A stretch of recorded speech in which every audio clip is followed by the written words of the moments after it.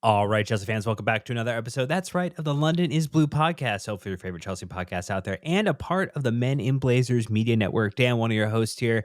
And look, we might have poked a little fun at Chelsea Football Club for waiting to the last moment previously to get the deal done to sign the player they want. And look, Sam, with this one, they wanted to shut us up as much as possible, not even doing signings anymore for the upcoming summer. We're doing signings 2 summers from now.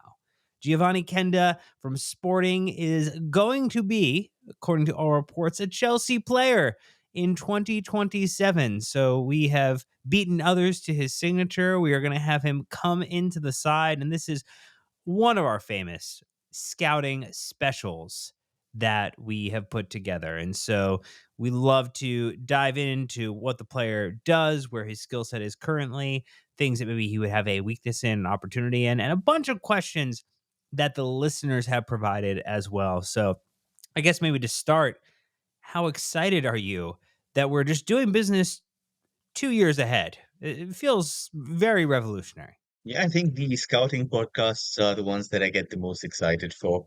Little bit of workaholic in me that loves going through games and doing, the archaeology in terms of digging deep and excavating wherever I can find. But I started my LIBP career with those, if you remember, with you. So obviously great to go back to my roots from time to time. But in terms of just the deal and how we've managed to do it, both extremely impressive. There is no doubt that this guy is one of the best right-wing talents in international football, has been for, I would say, the last year and a half, 2 years, where he was, showing flashes of brilliance at youth level as well.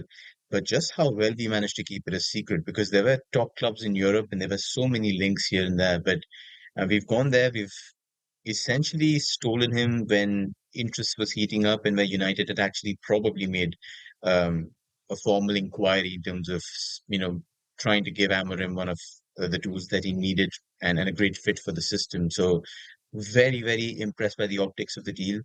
I think it's a signing not exactly for Maresca. It's sort of one of those signings that you say is, an unpolished gem, and you can keep polishing it until it shines, and you've got 1 year to give him that. So I think a very good deal in that respect, and not even an eye-watering one. I would say that if you're betting on potential, it's slightly more than I would pay, but not exorbitant. It's a very good deal for a very promising player. It does feel as if it's in the Paez Estevo type of deal. We've seen some players that we've purchased and they come in immediately that summer, even though they are of the, you know, 19, 20, 21 year old kind of range. This is probably that second set of transfers that we've kind of put together that have made up the bulk of the business that the new ownership group has instilled. I mean, we've only purchased very few what I would call established senior players, and it's really been the on the cusp and ready to play in the Chelsea first team. Whether or not they're fully ready is open for discussion. And then that grouping of are you going to hit on the next 1, 2 Wonderkids out of 10 other signings that you've put together? And this feels very much in the latter of those two camps.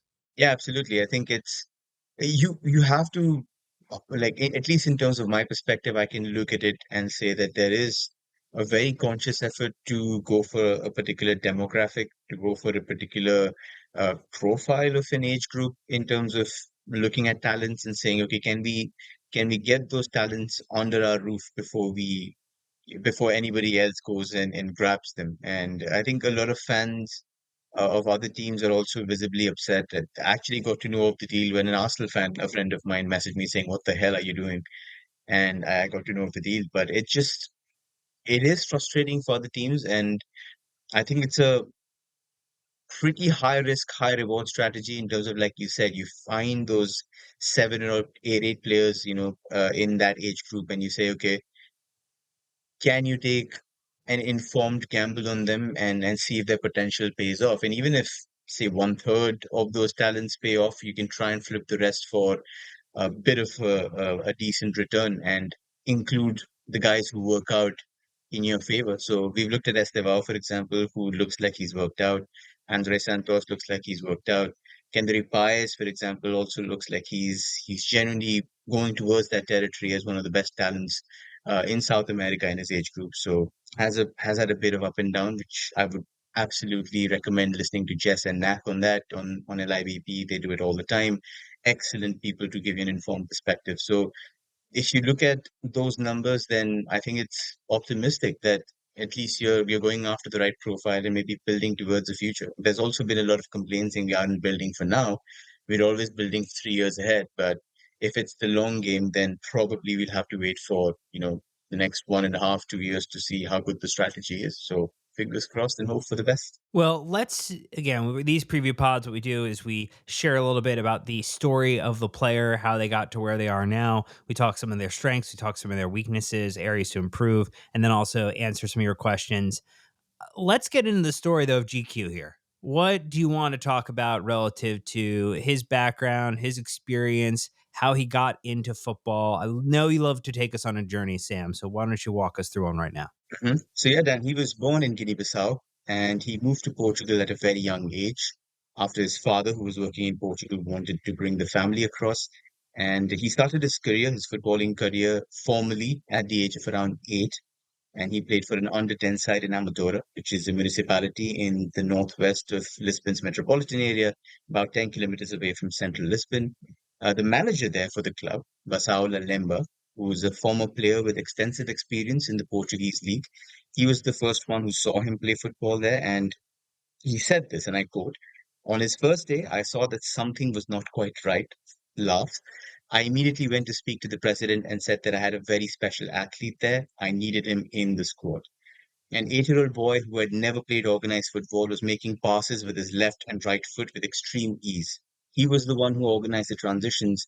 I immediately saw that this boy had extraordinary potential.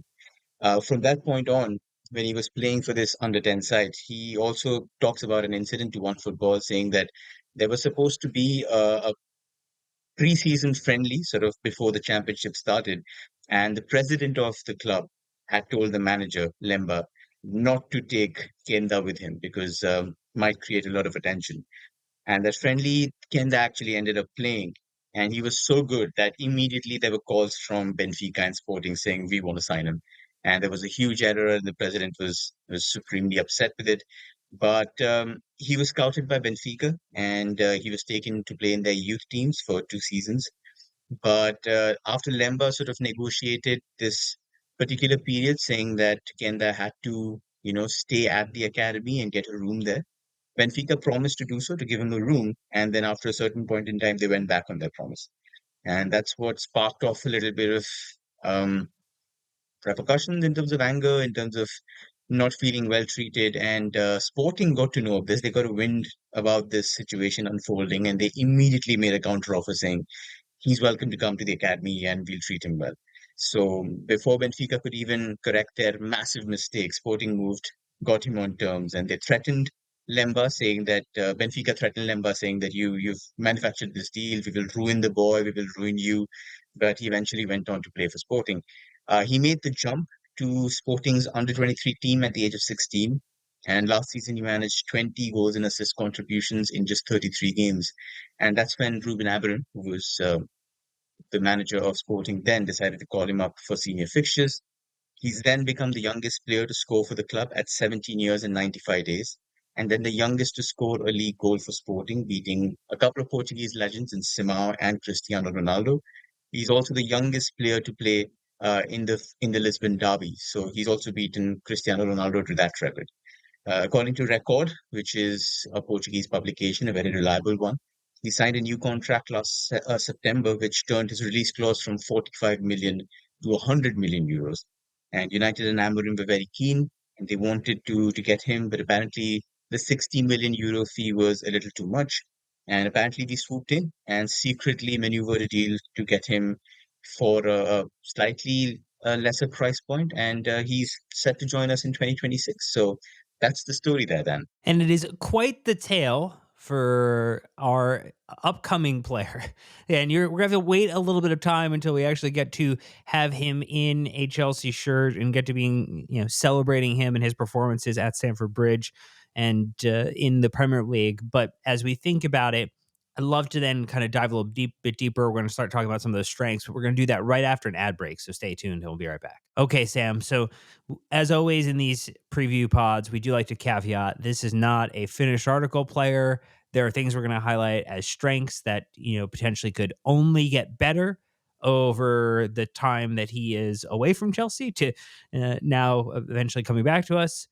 And I think that there's things that are going to highlight as weaknesses or areas to improve upon that really he's still at the very very early stage of his development. And so I would just always like to appropriately set the boundaries when we're analyzing what is working well for the player and where those opportunities are. Yeah, absolutely. And I'd like to highlight like our first question from one of our listeners, a very good account, Fahd. He asks, how's Kenda's defensive work rate and intelligence offensively? How efficient and effective is he with his actions? And when I was compiling the strengths for Giovanni Kenda, I usually try to go in a little bit of a chronological order in terms of the strongest one and leading down. But the first one, even before the question came through, was his work ethic and his positioning. And it's something that I rarely do with, especially when I'm talking about attacking players, then, because I like to highlight the fact that they're very good dribblers or they have, perception, they have great off the ball movement or yada yada. But this is a psychological trait. This is something that comes from a willingness, a dedication in terms of trying to be at the right place at the right time. And when I look at his work ethic and his position traits, both of them are just very, very good. He's extremely diligent out of possession, works very hard to press, he works very hard to track, and he follows tactical instructions down to a T. And when he's in the side, there is no doubt that the team benefits from his discipline and his work rate. It's a winger with the work rate of a wide midfielder, in my opinion. And the fact that Amorim also played him as a wing back, their education has also sort of given him the ability to focus on those defensive responsibilities. And compared to guys of his age, I think he's very, very strong at it. He's also, he seems to enjoy it. He likes that running around and grafting and essentially adjusting his positioning. I think he does it very well. To give you an example, Dan, I was watching the 4-4 draw versus Vitória Setúbal very recently, and there was this moment where Matthias Reis, who's their left back, was bombing up from left back over and over into the left wing area, trying to deploy crosses. And I think two or three occasions you could see Kenda sort of not join the attack, but essentially quietly slip into a left back position to ensure that if the ball did break and there was a counter, his teammate wouldn't be out of possession. So an attacker tried to cover a defensive player and wanted to do a good job there.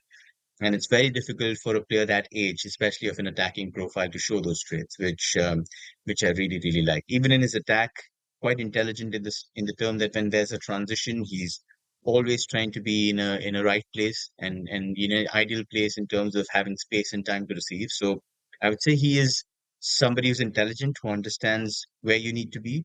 Potter also has the work rate and the physical traits to back that, like his stamina sort of reflects the willingness to do it. Great. And maybe as we kind of get into some of the other areas too, I think there's plenty of things that you want to point to. I mean, someone who's a winger that you kind of mentioned, we feel like at the moment of recording, we are starved for individuals who can contribute in the attack as well. And I think maybe we'd love to kind of, beyond just the work ethic and the positioning, what about those things that we're looking for, like goals, like assists, like his ability to, find a striker in the box if we do have a striker who goes into the box. So those are things that maybe we're super hungry for as fans right now and would love some hopium, as it were, around what this player could bring to the team. My God, Dan using Gen Z words, you hate to see it. Um, but yeah, I mean, if you were to talk about his other strengths, one other trait that consistently is making itself known is the fact that he has some very nice vision, some very nice passing. Shows the budding ability to be able to exploit space with his passing on either flank and with either foot. And instead of, I think a lot of the times when you see him, especially when he's not on the left flank, he doesn't like to spam crosses. He's looking to use balls that are across the ground, that are trying to find runners, trying to exploit space. So off the right, when you play him, he often likes to cut in and then immediately likes to thread. through balls to runners like midfielders or even his fullback running in behind and times them very well. So that's something that happens very often. He's also picked out Victor Gyökeres about a couple of times, 3 or 4 times in various games. There was a really, really good ball against Manchester City where he set Victor Gyökeres away, and it was like a 1v1 opportunity that came from his through ball off a wing back position. It was really, really good. But just the fact that he also has a lot of variety in terms of his passes when he's in the half space. He's got these dinked crosses. He can float crosses to the far post. He can also just, hit a daisy cutter that cuts away and into the box and sort of a layoff for a striker arriving to hit it first time. Just the ability to see those opportunities is quite rare in a PC 1v1 winger, but tends to display that very well. He can be a little bit ambitious. Sometimes I feel like he doesn't disguise his passes well. You can see like his little bit of flash, a little bit of show before he deploys the pass, which obviously will be found out in senior football. But other than that, at least the fact that he's making it, that he has an eye for a pass, is very, very good. He's also very good, Dan, with these lovely touches and flicks into space for teammates. So often, if you play him into a tight area, he'll just give you a nice 1-2 into a space, or he'll backheel it into a little pocket for you to receive. So he's also got that awareness of space, which is good to see in a young player. So I do believe he can nurture himself as a creative winger. He's already got 10 big chances this season, and this is his first proper full season where he's being relied upon as a starter, and he's got 4 assists, which is very impressive as a 16, 17-year-old. So that's something that I would love to highlight. The other thing is that you when you see him, you can tell he's physically very robust at 17, and he endures a moderate level of physical contact pretty well. So he's able to shrug off senior players, and he's able to regain his balance even after being thrown off.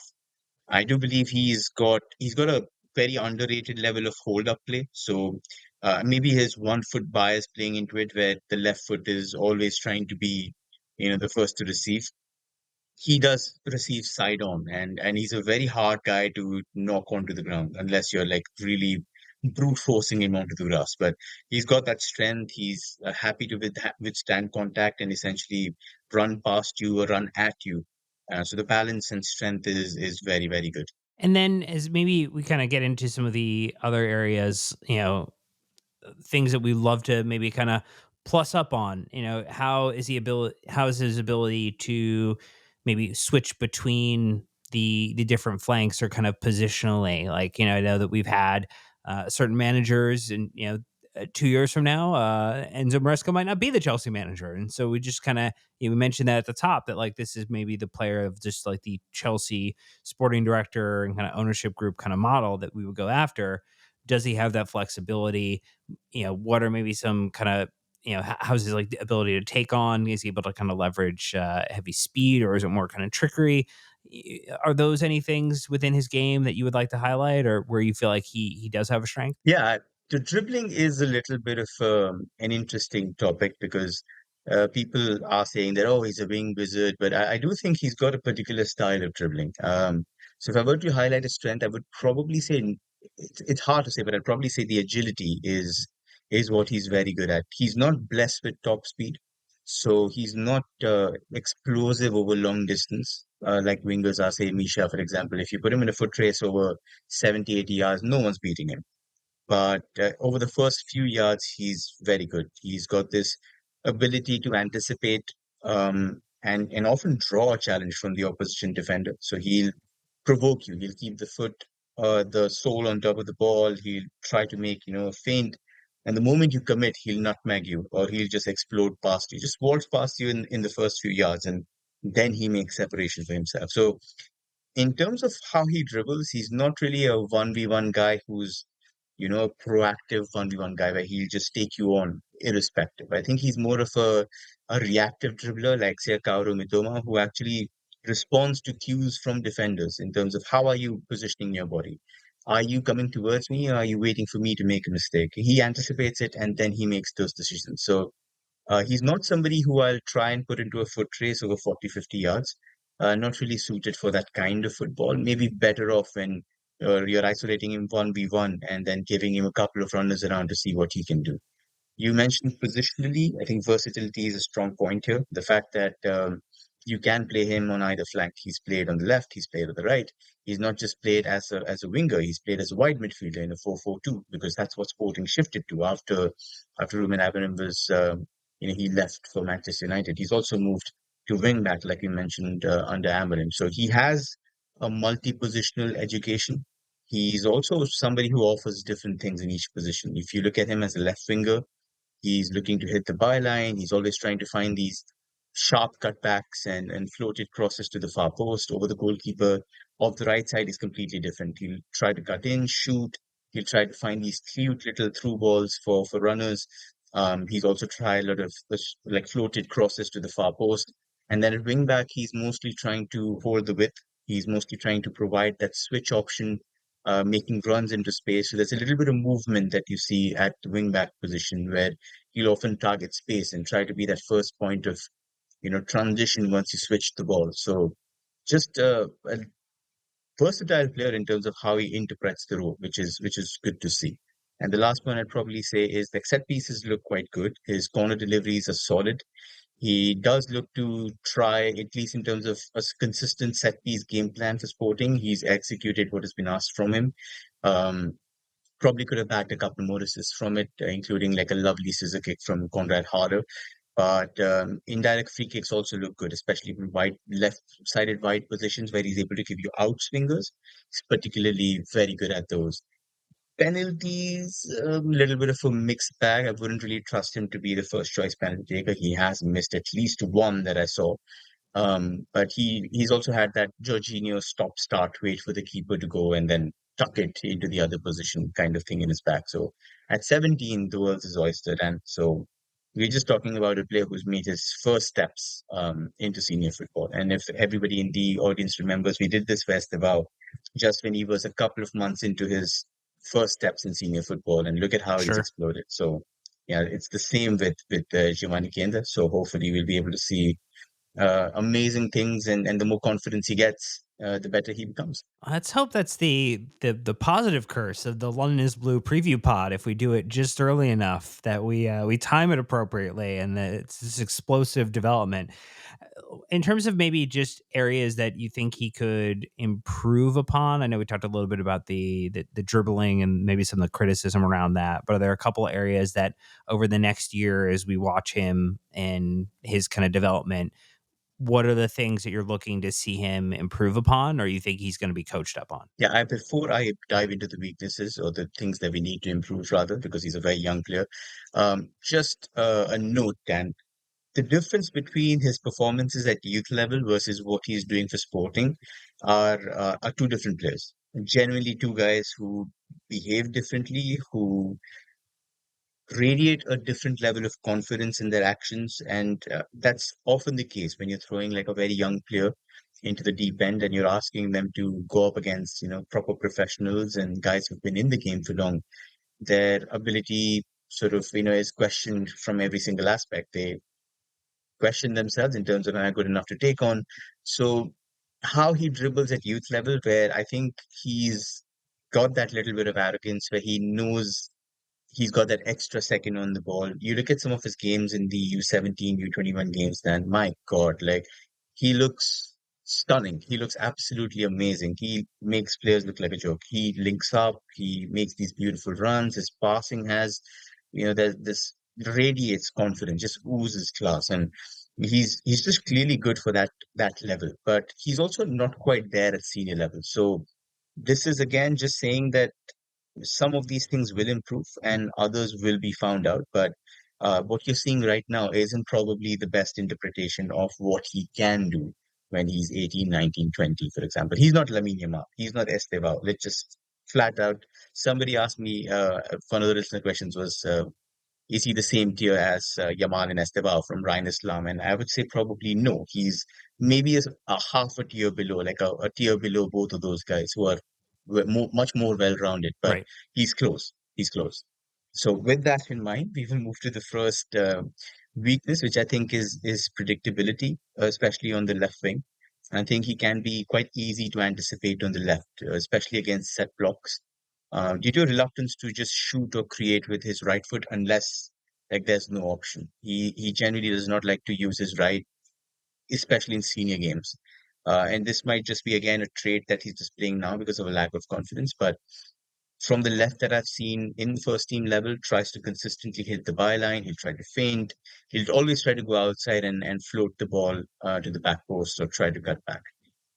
He's very good when he's unleashed into space and he's got, lots of room to push the full back. Then he can offer you lots of tricks and step overs and cutting in, cutting out, all of those things. But when there's a set defense and when there's like cover, can be sort of shepherded out quite easily. So that's something that needs to sort of change. The second is something that is, again, his first touch can be under pressure, can be quite wonky. Sometimes I've seen him, take heavier than usual touches with his first touch, especially when it demands that, he get the ball under control very quickly so he can execute a second action. He just takes a little heavy touch, and this happens quite often. A lot of the games, like I've seen at least six now at this point, not including youth games. And sometimes he just takes it a little too front of him. He can't get to the second ball for a shooting opportunity. Can't really set it up well. Like those kind of things. Again, maybe a consequence of added pressure. Maybe just asking himself to do a lot more instead of being calm and composed, which is completely human. But that's something that I'm eyeing right now in terms of seeing how he improves over the next year. But his first touch should be better compared to his peers, especially Estevao and Yamal and all of those guys have absolutely flawless first touches, especially under pressure. So that's something that I'm willing to see. And the third is 100% a certain weakness. Like it's going to transform or sort of like climb into his game in the senior level. It's his 1v1 defending. It is absolutely poor. I feel like although he gets into the right positions and he's a very hard worker, he struggles to tackle or time challenges, especially with his weaker foot when he's trying to defend on the right. And this is often the problem because you play him on the right wing, and when he has to defend, um, he has to go and essentially defend on his right foot and the winger's trying to take him to the byline. That's when it becomes a little bit of an issue. He's quite slow when he has to slide tackle. When he's jockeying is when you see the worst. His feet are too wide apart and he defends a little bit like Kukureya. He's on his heels. So if the winger is quick enough and tries to violently change direction, then you can throw him off completely and it takes him like half a second to recover. So that's something that I would love to see him improve. Feet closer together, knees sort of like knees over shoulders, trying to make sure that he's got control over his stride and he's able to sort of just try and make those strides easier to control, easier to change, and essentially try and move as quickly as he can. So that's something that I would love to see him improve. But that is probably the one proper weakness that I can point. The rest, I'm 100% sure as his confidence improves, as and when he gets more game time at a higher level, he will get better. He's played Arsenal, he's played Manchester City at this level already. So that exposure over the next year will be invaluable, and I'm hoping that that improves him as a player. Well, we're going to get our last ad break out of the way. And when we come back, listener questions. You give Sam some questions, he tries to give you an answer. So stay tuned and we'll be right back. And Sam, just before we jump into those questions, I know we tend to ask the question, and it might be way, way, way, way too early with this player about where they would fit in at Chelsea. I mean, Hmm. I would imagine with most of these, players who are 17, 18 coming in, likely an understudy within a position behind a more senior player. But do you view it differently, or do you see him maybe have kind of potentially having a different pathway depending upon where you project his growth to go? That's a super question, first of all. And it also sort of makes me wonder what the plan is with our current wingers, because we all know that there's been a whole lot of furore over whether we're going to exercise Jadon Sancho's option, and essentially we're going to pay a little bit of a hefty fine to send him back and exclude him from the squad altogether. So if he's not there, if Misha, for example, his situation is also unclear. So if he's not there, then do you suddenly have the entire left flank open to add as many players as you can, at least two left wingers? And that's where, the Kenda question comes in. Obviously, he's joining us in 2026, but are you looking for him to fill that void? And how do you sort of navigate the short term in that. And probably Tyreek George is a part of the answer. Maybe there's another left winger coming, a first choice left winger in the summer. Nobody knows. Maybe this is just an opportunity that was very good to miss. But um, I do feel like there's expectations have to be reined in. I think it's good that we're giving him an extra year at Sporting, but I'm also sort of a little perplexed in terms of what the plan is because he's not a left-sided guy who will offer you 1v1 things. If Maresca is there, then he's not really a Maresca left winger. Maresca likes inverted guys who's able to offer, cutting inside, shooting, isolations. Not really that guy on the left. And when he does play on the left, he likes crossing into the box, and we don't have anybody to cross into the box, which is I think a problem that extends to all our wingers. How are you maximizing them in this current setup, which is a huge part of like why I question Velasco all the time. But it'll be interesting to see what happens when he does arrive. But at that point, I think you're trying to figure out what the left wing solution is. It's just when it arrives and how it's going to arrive. Like, is it going to be a first choice guy who's big, and we finally have like our Allison Van Dyke signing where we spend a little bigger and we go a little more recognized game ready to start, or is it just more young guys and essentially vacating that flank for two guys to fight it out come 2026? All right, so a couple of listener questions here. Where do you want to start us off with? You did get a couple when you put out the call for them. I know some of them talk about, who are you taking, him versus other players, which might be a very, very early type of prognostication to make. But I think maybe some, like I like the question from Chris around like, would you prefer signing Kenda to or a more experienced left wing, which is kind of what you were talking about just now, and having Tyreek George as a backup, and what the potential impact is to Tyreek George while Kenda is staying on loan for another season. In my mind, it feels like we probably would have liked any type of senior signing, someone who could immediately impact the team, particularly if we're heading in, if we feel like we're going to be in the Champions League next year, you would love that type of senior signing. But it does feel as if Tyreek George would have a make it or break it type of year in the 25-26 season to solidify a spot before more players are coming in. Agree, disagree, or do you have a different opinion? Yeah, I mean, you could be right, or it could be a make it or break it season for Noni Madueke as well. I think that could also be the interpretation. I do see Kenda as probably similar to Madueke in terms of what we're looking at on the right hand side. A 1v1 guy who's able to offer you a lot of threat, who's able to also, like, compared to Madueke, I think he's a lot more selfless in terms of the options that he looks at, the choices that he makes, how he's able to utilize his passing. So maybe, the recruiters, the SDs looked at Kenda and said, okay, if we could find a younger version of him and maybe add a few cherries on top in terms of how he's able to perform, would that make sense? So maybe for all we know, Kenda is the guy competing with Estevao, whether there's a option for Estevao shipped elsewhere, but maybe the right wing slot is what is being earmarked for him. I again question the wisdom of whether he is a left winger at all. He can play there, but can he play as well there as he can on the right hand side is something that I would be very intrigued to see in the next season if he continues to play on the left like he is now. I think he offers good things on the left, but like I mentioned, predictable things on the left.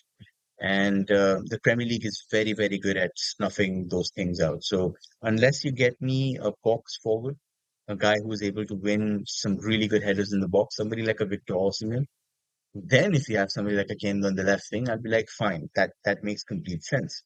Then you're giving him something to work with, a good box striker. But other than that, I would question the wisdom of earmarking him as a left hand side because Maresca doesn't use that. So a bit perplexing for me, but I do think he's been earmarked for the right hand side, if I had to make a guess. Yeah, so that brings up, I think, two questions. One will be a snap question from Sam McMullen here. You can have only one of Estevo, Kendry Paez, or Kenda. Who are you picking? No explanation required, Sam. I'm going to force you into just a single word answer. Who you taking out of the three? Estevao. Yeah, I think that's going to be the common consensus. And then Jess, contributor and also a wonderful listener and friend of the pod, asking about the utilization of Estevao and Kenda together. And then is it simply the case of playing one of the two on the left, something we see Kenda do recently and Estevo do previously, or would it be to have Estevo centrally if he was ready to do so physically? Any kind of quick thoughts on where you think that type of deployment might exist, or as you just kind of highlighted, you don't necessarily even know if he's really a left wing in the Premier League, or even in this system. If Maresca, I think, has a major turnaround and is the manager in 2 seasons time. Yeah, we have a lot of left-footed guys now, don't we? We have Kendry, we have Estevao, we have Neto, we have Madueke, we have Kenda. So it is a bit of a hodgepodge in terms of how many of those guys we have. But I do think, like, I know Nathan Jess will probably kill me for this, but I do think Estevao could be a very good um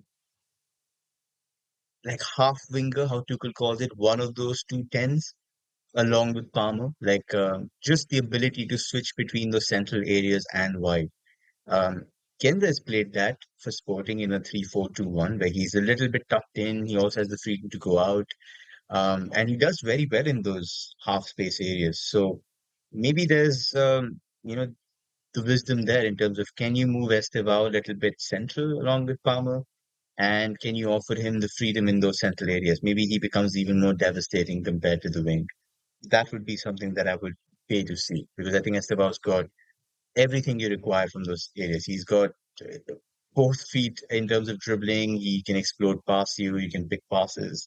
He can drift. He can drop. He can do anything you like. But maybe that's the plan. Maybe it's figuring out if you can move Kenda there and then get Kenda to the right hand side, like to be that winger.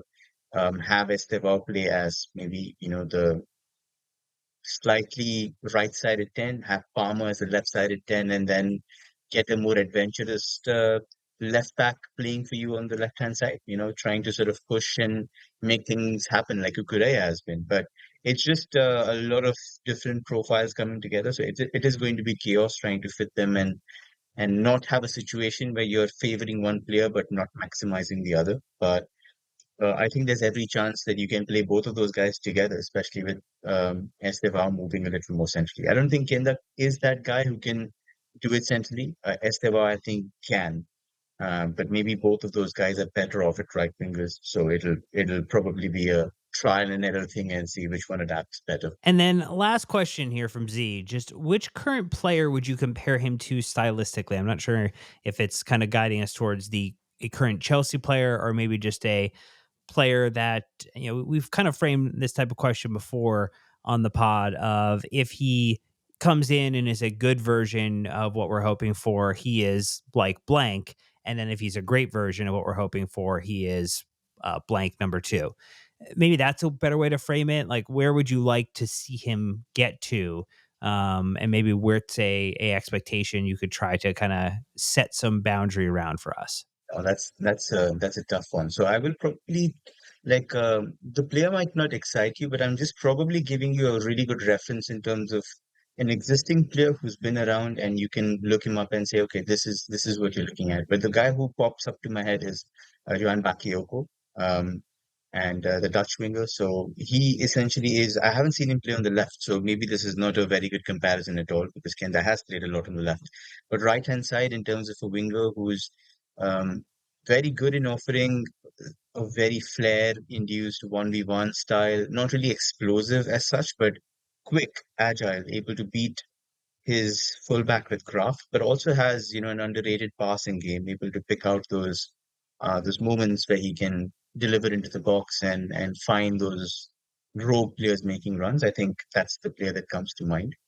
Um, I made this comparison with Estevao also. Like, if I could see one player hit those kind of heights in terms of like a left-footed right winger who's found a way to also play on the left, also contribute in the center, Rafinha comes to mind. I really, really like Rafinha. And we did that unfortunate scouting pod together, which never, I think, saw the light of day, because we talked about why we really liked Rafinha coming to Chelsea a day before he went rogue and went to Barcelona. It's just an Yeah. extremely hardworking 1v1 player, but he's a three-way winger. He's genuinely a guy who can offer you 1v1. He can also offer you great stuff off the ball. He's an excellent mover, but he can also create. He can also give you the passing options, and we're seeing the best of him now. He's just had an outstanding season in Europe.